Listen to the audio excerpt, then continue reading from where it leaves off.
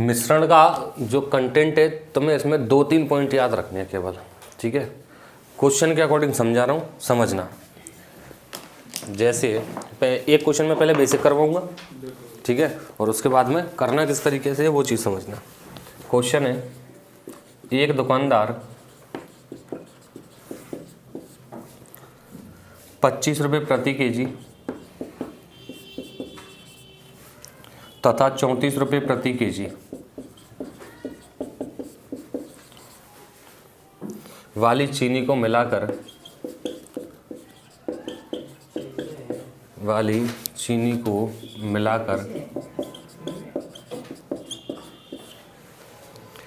29 रुपये प्रति केजी की दर से बेचता है। 29 रुपये प्रति केजी की दर से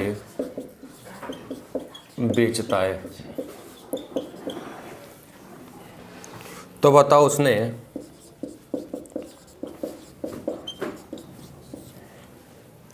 इस मिश्रण को किस अनुपात में मिलाया।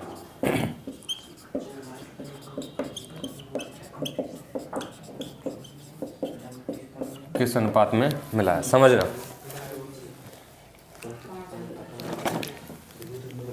सबसे पहली बात तो ये कि भाई जब तुमसे पूछ लिया किस अनुपात में मिलाया, तो इसका मतलब है मैंने मान लिया x अनुपात y में मिलाया है। क्लियर? तो उसने पहली जो मात्रा है ना 25 रुपये प्रति केजी वाली मात्रा x केजी ली है, और दूसरी जो मात्रा है 34 रुपये प्रति केजी वाली y केजी ली है। बात समझ में आई? तो मैं कहूँगा कि 25 रुपये प्रति केजी के हिसाब से 25 केजी कितनी की हो जाएगी भाई, 25 गुणा x।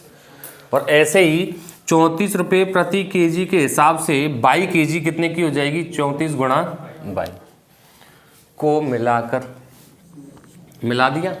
ये 2 केजी है, ये 3 केजी होगी, मिलाऊंगा तो 5 केजी होगी। ये x केजी है, ये y केजी है, मिला दी तो कितनी हो गई, x plus y. x y मत कर देना, मल्टीप्लाई हो जाएगा। x प्लस वाई मिला रहा हूँ, जुड़ रही है, ठीक है। किस दर से, 29 केजी। क्लियर? इतनी की तो उसने खरीदी है ये सीपी, ठीक है। या फिर मैं कहूँ तीनों का मूल्य दिया हुआ है तुम्हें, ये कितना हो जाएगा 25x, ये कितना हो जाएगा 34y, और ये कितना हो जाएगा 29x प्लस 29। तो हमें x अनुपात y तो चाहिए, और जब x अनुपात y चाहिए तो x वालों को तो एक साइड ले लो और y वालों को, तो 25x उधर जाएंगे तो भैया क्या बचे, और 29y इधर आएंगे तो x अनुपात y का मतलब हो गया x बटे बाई। x के नीचे क्या चाहिए, बाई। तो x के नीचे जब मैं बाई लेके आऊँगा तो ये हो जाएगा तुम्हारा x बटे बाई और 5/4। इसका मतलब x अनुपात y कितना है, 5/4। समझ में आई? ये बेसिक कॉन्सेप्ट था। अब इसको अप्रोच में कैसे सॉल्व करना है वो देखो। होता क्या एक्चुअल में, एक तो मिश्रण मिलाना, मिश्रण का जस्ट अपोजिट होता है तुम्हारा पृथक्कीकरण, एलिगेशन, अलग करना। भाई कोई चीज़ हमने मिलाई है तो उसको हम अलग भी कर सकते हैं, समझ में आई बात? तो यहाँ वो कह रहा है 25 रुपये प्रति केजी और 34 रुपये प्रति केजी को मिलाया 29 रुपये प्रति केजी के साथ में बेच दिया। अब ये तो मिला दिया है भाई, इन दोनों को मिलाकर ये वाली वैल्यू बन रही है। तो मिश्रण में हमेशा याद रखना कि जो बीच में वैल्यू आएगी ना वो मिक्सचर वाली आती है, पहला पॉइंट। दूसरा, बीच में यहाँ पॉइंट लिख रहा हूँ मैं, मिक्सचर वाली वैल्यू कहाँ आएगी, बीच में, ये रही, ठीक है। दूसरा पॉइंट इसमें आएगा, आपने पढ़ा होगा अनुपात। अभी मैंने जब अनुपात तुम्हारा एंड किया है तो अनुपात इकाई रहित रहता है, अनुपात इकाई रहित रहता है। क्यों रहता है? क्योंकि मैं कह देता हूँ 5 केजी का 3 केजी के साथ अनुपात निकालिए तो केजी से केजी कट जाता है, इकाई रहित हो गया। कब घटाए ये? जब इन दोनों की इकाइयां सेम हैं। तो यहाँ भी इनको घटाकर निकाला जाता है, इसमें से इसको घटा दो चाहे इसमें से इसको घटा दो, पहली बात है ना। तो मैं घटा दूंगा 4, पॉजिटिव लेते हैं यहाँ पे, नेगेटिव भी लिया जाएगा, वो केस अलग बनता है। और 29 34 का अंतर 5, ये अनुपात आया। तो ये इकाई रहे थे ना, इकाई रहे तब बनेगा जब इन दोनों की इकाइयाँ समान होंगी, और इन दोनों की इकाइयाँ जब समान होंगी जब समान इकाई में से समान इकाई को घटाया जाएगा। समझ में आई बात? तो यहाँ भी समान इकाई में से समान इकाई को घटाया जाएगा। जब समान इकाई में से समान इकाई को घटा रहा हूँ मैं, तो इन तीनों की यूनिट सेम होनी चाहिए, मस्ट है ये। अगर तीनों की यूनिट अलग है, सपोज दैट ये क्रय मूल्य है, ये विक्रय मूल्य होता, तो एलिगेशन नहीं लगता। बात समझ में आई? ये मान के चलो मैं कह देता, चाल की बात करते हम कि ये 5 किलोमीटर प्रति घंटे चाल है, यहाँ पे तुम्हारी 8 किलोमीटर प्रति घंटे चाल है, और बीच में उसकी 6 किलोमीटर प्रति घंटे चाल है, तीनों की यूनिट सेम है ना। अब एलिगेशन लगा सकता हूँ। अगर ये दूरी होती 6 किलोमीटर, अब एलिगेशन किसी भी सिचुएशन में नहीं लग सकता, तीनों की यूनिट सेम होनी चाहिए। दूसरी बात, मिक्सचर वाली वैल्यू कहाँ रहेगी? बीच में। दूसरी बात, यूनिट सेम रहेगी। और जो तीसरा मोस्ट इम्पॉर्टेंट पॉइंट है एलिगेशन का, वो ये है भैया, बीच वाली जो वैल्यू है ना, वो इन दोनों के बीच में ही होनी चाहिए। 25 से 34 तक 29 बीच में आता है कि नहीं आता है मेरे भाई? आता है ना। तो ये बीच वाली वैल्यू बीच में होनी चाहिए, तब एलिगेशन लगता है। यहाँ तक तो देखो ये मिक्सचर बन रहा है, यहाँ पे आके ये पृथक्कीकरण अलग हो रहा है, एलिगेशन लग रहा है। तो 5:4 तीसरा पॉइंट रहेगा, ये जिस पर कैलकुलेट हो रहे होते हैं ना, वो बेसिक वैल्यू रहती है। बेसिक से मतलब हो गया ये 5:4 किस पर कैलकुलेट हो रहे थे? 25 रुपये प्रति केजी, 34 रुपये प्रति केजी और 29 रुपये प्रति केजी पे। ये किसकी वैल्यू थी? चाय की। मूल्य ही तो था चाय का, बोला था कि नहीं? तो ये मात्रा का अनुपात निकल के आता है, ध्यान रखना। अगर ये प्रॉफिट परसेंट होता तो ये जो अनुपात निकल के आता वो क्रय मूल्यों का अनुपात निकल के आता। अगर ये दर प्रतिशत होते तो ये अनुपात हमारा मूलधनों का निकल के आता। बात समझ में आई ना? इस तरीके से तो 5:4 में उस चाय को मिलाया गया है। अब इस क्वेश्चन को वैसे भी कह सकता था, एक दुकानदार 54 केजी चीनी, कुल 54 केजी चीनी, जिसमें 25 रुपये प्रति केजी और 34 रुपये प्रति केजी वाली चीनी है, को मिलाकर 29 रुपये प्रति केजी की दर से बेचता है। अब उसने मात्रा दे दी कि सभी चीनी को मिलाकर कुल चीनी कितनी है? 54। तो ये जो अनुपात निकल के आता, इस अनुपात में इस मात्रा को बांट दिया जाता कि भाई 5 और 4 9 यूनिट की वैल्यू कितनी होती? 54। 1 यूनिट की वैल्यू कितनी होती? 6। तो 4 यूनिट की वैल्यू 24 और 5 यूनिट की वैल्यू 45। सॉरी 5 यूनिट की वैल्यू कितना आया था? 6 आया था। 5 6 30। बात समझ में आई ना? तो ये मिक्सचर का कॉन्सेप्ट है, ये चीज़ समझ में आ जानी चाहिए। दूसरी बात, यहाँ मैंने एक लाइन अंडरलाइन की है आपके लिए, किस अनुपात में मिलाया जाए। ये एलिगेशन को शो करता है कि आप इस क्वेश्चन को मिक्सचर एंड एलिगेशन से करें। यहाँ तो वो आपको सीधा सीधा सा कह रहा है किस अनुपात में मिलाया जाए, कह रहा है किस अनुपात में मिलाया जाए। लेकिन जब इस टॉपिक को हम पढ़ेंगे, बार बार और क्वेश्चंस करेंगे, तो क्वेश्चंस को हम पहचानना सीख जाएंगे कि इस चीज़ से एलिगेशन बन सकता है। जैसे मैं एग्जांपल दे दूं, तुम्हारे बतख या मुर्गी और हिरण वाले क्वेश्चन आते हैं भाई, है ना, टांग और सिर वाले। तो मैं सभी की टांगे मान सकता हूँ, सभी की यहाँ भी टांगे मान सकता हूँ, और कुल टांगे होती हैं, तो तीनों की यूनिट सेम हो गई कि नहीं होगी? टांग टांग टांग, बोलो है कि नहीं? एलिगेशन लग सकता है। एक आपने क्वेश्चन पढ़े होंगे कि सही प्रश्न करने के लिए +1 उत्तर दिया जाता है, सही उत्तर देने के लिए 1 अंक धनात्मक, मतलब 1 अंक दिया जाता है, बढ़ जाता है, और गलत उत्तर देने के लिए -1 अंक हो जाता है, और वह इस प्रकार इतने अंक प्राप्त करता है। तो हम क्या करेंगे वहाँ पे, हम मान के चलेंगे सभी प्रश्नों के उत्तर उसने सही दिए तो कुल अंक कितने आ सकते हैं, सभी प्रश्नों के उत्तर उसने गलत दिए इतने अंक आ सकते हैं, और जो वैल्यू रहेगी बीच में कुल अंक इतने आए, तो तीनों की वैल्यू अंकों में आ जाएगी। बोलो आएगी कि नहीं? तो यहाँ पे मिश्रण लग सकता है। समझ में आई ना बात? ये कॉन्सेप्ट है तुम्हारे मिक्सचर का, तो यहाँ तक इसको नोट करो। देखो नेक्स्ट,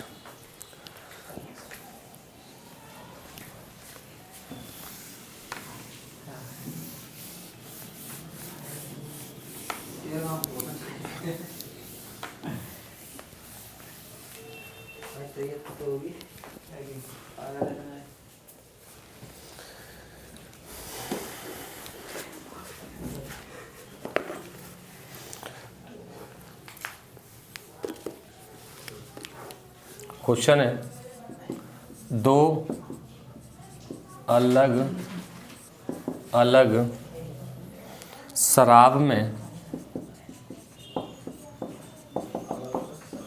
एल्कोहल, दो अलग अलग शराब में एल्कोहल की मात्रा क्रम से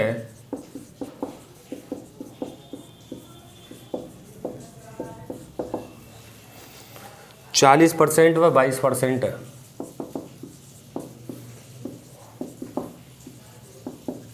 40% और 22% है। उन दोनों को मिलाकर एक मिश्रण बनाया गया है। उन दोनों को मिलाकर एक मिश्रण बनाया गया है।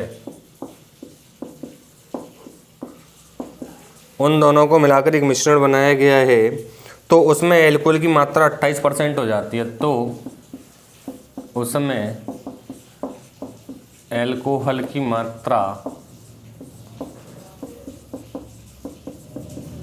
28% हो जाती है। यदि पहले प्रकार की शराब की मात्रा यदि पहले प्रकार की शराब की मात्रा यदि पहले प्रकार के शराब की मात्रा 15 लीटर हो तो दूसरे प्रकार की शराब की कितनी मात्रा मिलाई गई, या मैं कह दूं सीधा, दूसरे प्रकार की शराब की मात्रा ज्ञात कीजिए। तो सीधा सा वही कॉन्सेप्ट यहाँ पे, केवल क्या पूछ लिया आपसे, मात्रा। पहले तो कंडीशन देखो, एलिगेशन लग रहा है कि नहीं लग रहा है। दोनों की मात्रा दे दी अलग अलग और दोनों को मिलाकर मात्रा दे दी कितनी, मिक्सचर बना, तो एलिगेशन भी लगेगा। भाई किसी चीज को हम अलग कब कर सकते हैं, जब उन दोनों को मिलाया गया हो। ये मिलाया गया है ना, तो मिलाया गया है तो हम हटा भी सकते हैं। समझ गए ना बात को। तो पहले प्रकार की कितनी है, 40% है एल्कोहल, दूसरे में 22% है, और दोनों को मिलाकर कितना है। एक चीज यहाँ भी चेक कर लो भाई, ये बीच वाली वैल्यू बीच में बन रही है ना इनके, बीच का मतलब मध्यस्थ नहीं, बिल्कुल ठीक मध्य में नहीं, केवल मिडिल में होगी कि 40 से 22 तक कितनी भी हो सकती है। 23, 24, 25, 26, 27, 28, 29, 30, 31, 32 अप टू 39, 40 नहीं होगी कभी भी। समझ गए ना। तो यहाँ पे 40 में से 28 घटाऊंगा, कितने बच गए, 12, और 28 में से 22 गए तो 6%, से परसेंट कट ही जाएगा, यूनिट सेम हो गई। तो ये अनुपात हो गया 1:2। और क्वेश्चन में कह रहा है पहले प्रकार के शराब की मात्रा कितनी है, 15, तो 1 की वैल्यू कितनी है, 15, 2 की वैल्यू कितनी हो जाएगी, 30। यही पूछ रहा है वो कितनी मात्रा मिलाई गई है। नेक्स्ट क्वेश्चन देखो।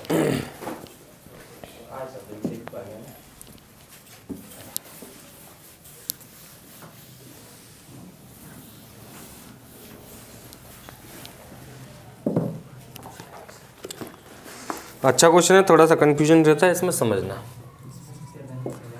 दूध और पानी को किस अनुपात में मिलाएं, दूध और पानी को किस अनुपात में मिलाएं, किस अनुपात में दूध और पानी को किस अनुपात में मिलाएं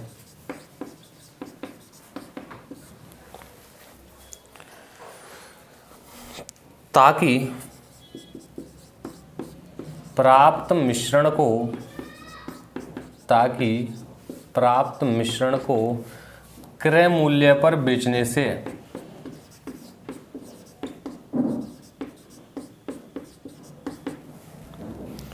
40% लाभ हो।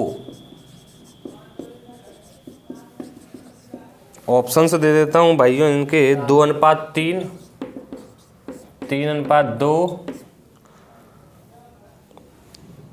2:5, 5:2। दूसरा क्वेश्चन,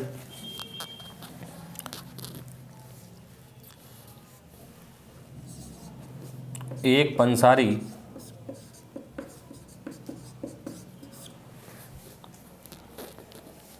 60 रुपये प्रति केजी वाली चाय, 60 रुपये प्रति केजी वाली चाय, एक पंसारी 60 रुपये प्रति केजी वाली चाय तथा 65 रुपये प्रति केजी वाली चाय, 65 रुपये प्रति केजी वाली चाय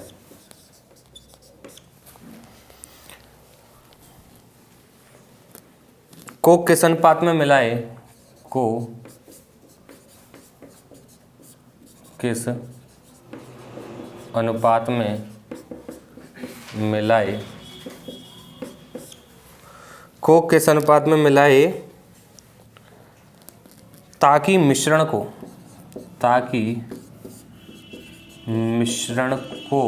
68.20 रुपये, 68.20 बोलते हैं इसको, रुपये प्रति केजी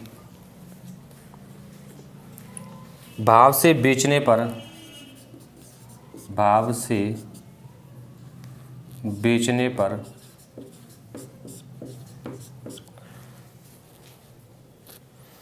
10% लाभ हो, 10% लाभ हो। ऑप्शन है इसके 3:2, 3:4, 3:5, 4:5।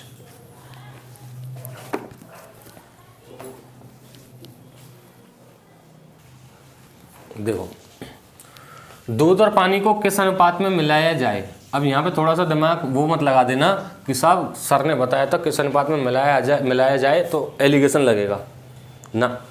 यहाँ पे मात्रा ही नहीं दे रखी एलिगेशन लगाने के लिए, दे रखी है क्या, नहीं दे रखी ना।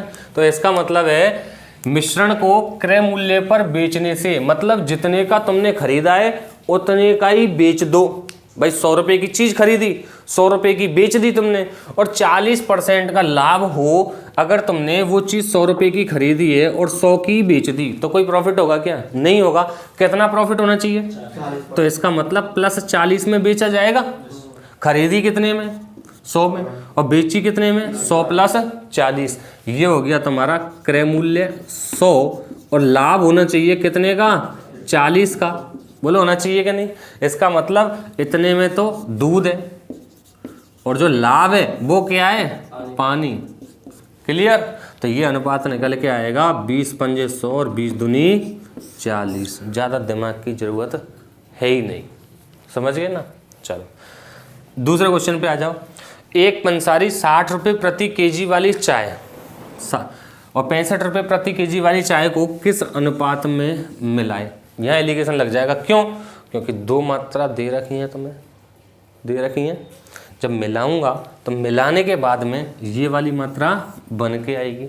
तो यहाँ हम जमाएंगे 60 रुपये प्रति केजी और 65 रुपये प्रति केजी और 68.20 रुपये प्रति केजी। तीनों की यूनिट तो सेम है एलिगेशन के लिए, लेकिन बीच वाली वैल्यू इन दोनों के बीच में है क्या, नहीं है ना। अच्छा, इसका मतलब हमने क्वेश्चन अधूरा पढ़ा है अभी। फिर आगे क्या कह रहा है, भाव से बेचने पर 10% का लाभ हो। ये जो वैल्यू है ना, ये 10% लाभ जोड़कर बताइए, ठीक है। तो इसका मतलब हो गया, मैं इसको ऐसे कह सकता हूँ कि क्रय मूल्य का 110% जो वैल्यू दे रखी है वो 68.20 रुपये है। बोलो है या नहीं है। तो यहाँ से क्रय मूल्य निकालूंगा मैं पहले। देखो पॉइंट हटाऊंगा, कितनी 0, 2 चटक गई, 0 0, 11 छिक्की 66, 2 बच गए, 11 दूनी। इसका मतलब 68.20 की जगह कितना यूज करना है, 62। बात समझ में आई। तो 62 जब यूज करना है हमें बीच में, तो ये वाली वैल्यू 62 इन दोनों के बीच में आ रही है कि नहीं आ रही है, एलिगेशन लगेगा, लगा दो।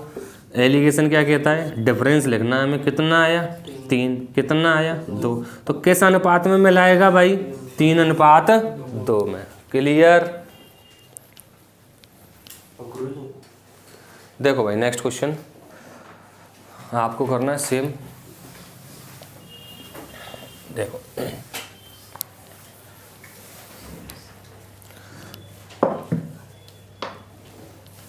दो क्वेश्चन लिख रहा हूँ ना।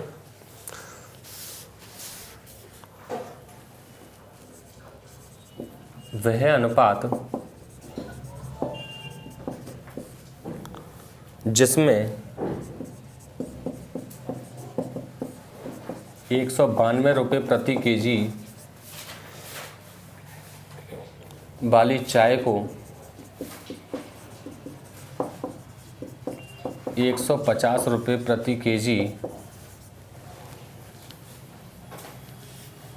वाली चाय के साथ मिलाकर वाली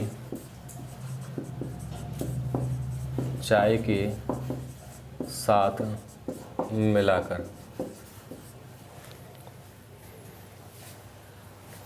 मिश्रित चाय को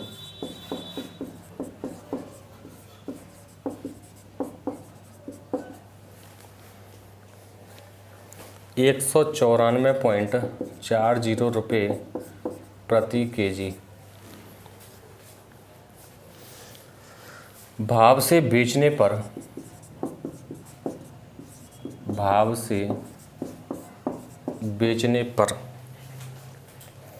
20% लाभ हो।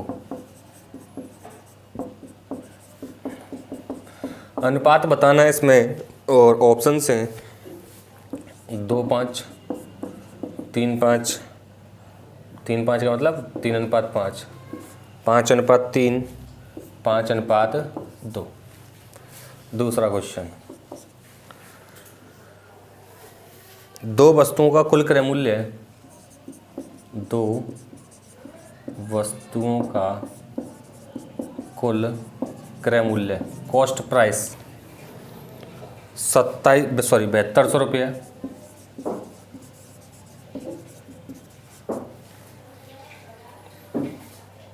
यदि उसमें से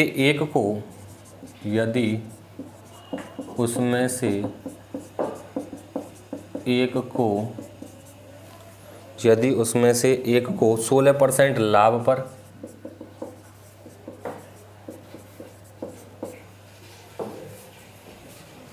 तथा दूसरी को 20% हानि पर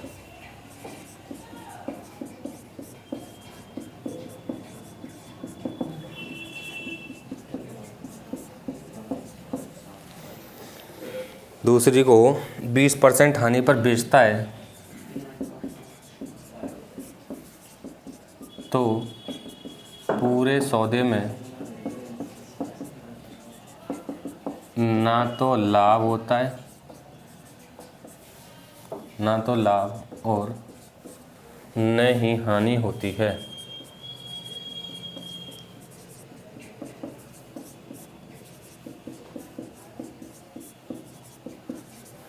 ना तो लाभ होता है ना ही हानि होती है। तो पहली वस्तु का क्रय मूल्य क्या है? तो पहली वस्तु का क्रय मूल्य क्या है? सीपी क्या है? क्रय मूल्य, कॉस्ट प्राइस समझ जाओगे ना, क्रय मूल्य। क्वेश्चन नंबर 3, एक और क्वेश्चन ले लेता हूँ इसमें। एक व्यक्ति कार द्वारा अपनी यात्रा का कुछ भाग, एक व्यक्ति कार द्वारा अपनी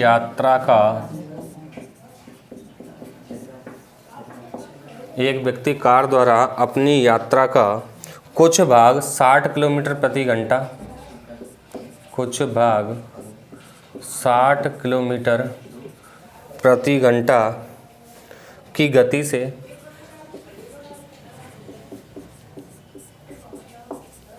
60 किलोमीटर प्रति घंटा की गति से तथा शेष भाग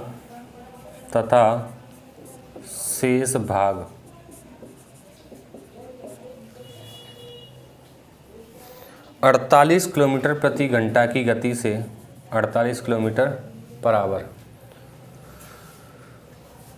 तय की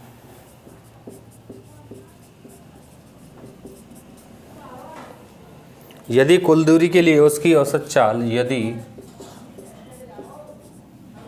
कुल दूरी के लिए उसकी औसत चाल, कुल दूरी के लिए उसकी औसत चाल 52 किलोमीटर प्रति घंटा हो, 52 किलोमीटर पर आवर हो तो 48 किलोमीटर पर आवर की गति से कितनी दूरी तय करेगा, की गति से कितनी दूरी तय करेगा। ये 3 क्वेश्चन है और इसके ऑप्शन लिख दूं भाई। 80, 96, 120, 160। 80, 96, 120, 160। ठीक है, यहाँ पे एक व्यक्ति कार 80, 96, 120, 160। ठीक है, इसके ऑप्शन लिख दिए। 2 वस्तुओं का कुल क्रय मूल्य, इसके ऑप्शन देखो 3000, 3200, 3600, 4000। ये 3 क्वेश्चन है। चलिए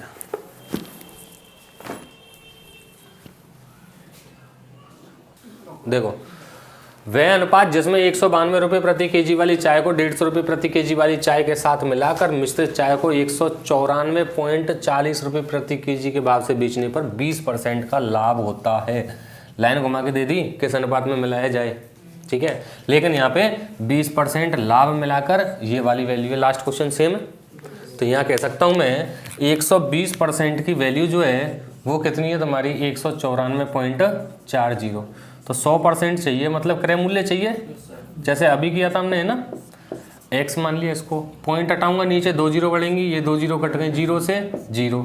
तो यहाँ 12 एकम 12 बच गए कितने, 7, 12 6 72 और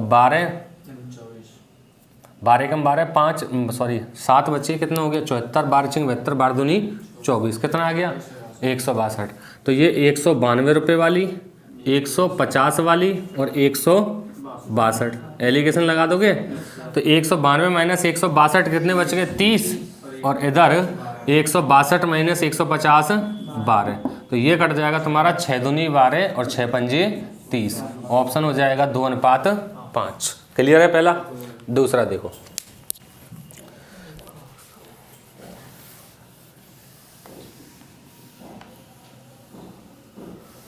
क्वेश्चन नंबर 2 में एक लाइन छिपी हुई है और मैं अभी बता रहा था आपको कि किसी भी वस्तु का जो क्रय मूल्य होता है वो हमेशा कितने % होता है 100%। 2 वस्तुओं को कुल 7200 रुपये में खरीदा, एक पर तो 16% का लाभ हुआ और दूसरी पर 20% की, लेकिन पूरे सौदे में ना तो लाभ और ना ही हानि। इसका मतलब क्या है कि कोई वस्तु हमने 7200 रुपये में खरीदी और 7200 में ही बेच दी। भाई कभी कभी ऐसा होता है हमने 2 चीज़ खरीदी, एक पर तो लाभ हो गया और दूसरी का सपोज दैट सीजन निकलता जा रहा है, बोले इसको जैसे तैसे हो बेच दो नहीं तो खराब होगी। समझ में आई, जैसे तैसे बेच देते हैं। भाई फ्रूट वाला क्या करता है, जो ठेले पर फ्रूट्स बेचते हैं, फल बेचते हैं, सुबह सुबह तो केला के बाद 30 रुपये किलो, शाम ऐती आई धूप लगी, केला पक गए, चुचावे लग गए, गिलबिले से जाए हैं, और शाम को आते आते वो क्या करता है, ले जा 20 रुपये किलो, 15 रुपये किलो ले जा, जैसे निकले वैसे निकाल देता है। क्यों क्यों अगले दिन वो खराब हो जाएगी। तो वो कॉन्सेप्ट यही है सेम कि 7200 रुपये में 2 वस्तुएं खरीदी हैं, एक को तो 16% लाभ पर बेच दिया है और दूसरी को 20% हानि पर बेचाई तो है। देखो अगर तीनों, मैं यहाँ पे एक पॉइंटर बता देता हूँ, अगर तीनों प्रॉफिट % होते हैं तो डायरेक्ट एलिगेशन लगाते हैं, लेकिन यहाँ पे प्रॉफिट और लॉस दे दिया है ना, तो वो उसको 100 प्लस माइनस लेके चलते हैं। लाभ होगा तो प्लस और हानि होगी तो 16% लाभ पर, तो इसका मतलब 116% में बेचा, और दूसरा 20% हानि पर, तो इसका मतलब 80% में बेचा। ये बात समझ में आई।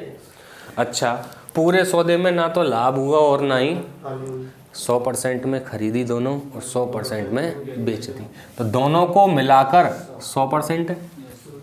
ये परसेंटेज मिला के मत लगा लेना, वो आइडिया कर रहा हूँ मैं कि 7200 रुपये में खरीदी है तो कुल क्रय मूल्य 100% है, तो कुल बेचेगा कितने में 100% में। तो यहाँ पे एलिगेशन लगाओगे अब 16 और 20, तो ये 4 पंजे 20 और 4 चौक 16, तो ऑप्शन हो जाएगा 5:4। ऑप्शन सॉरी क्रय मूल्य पूछ रहा है, तो 5 भाग ये और 4 भाग, अच्छा ये क्या थे, विक्रय मूल्य।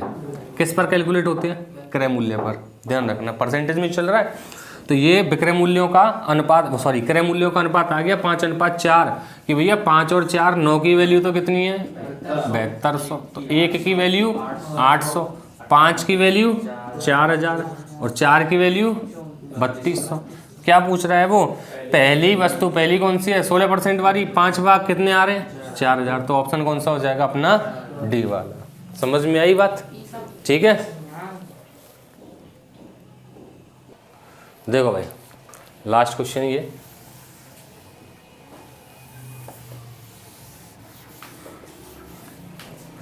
एक व्यक्ति कार द्वारा अपनी यात्रा का कुछ भाग 60 किलोमीटर प्रति घंटे की गति से तय करता है, कुछ भाग 48 किलोमीटर प्रति घंटे की गति से तय करता है, और पूरी यात्रा के लिए उसकी औसत चाल दे दी। औसत चाल तो 2 चालों को मिलाकर ही बनेगी, एलिगेशन लगेगा, लगा दो।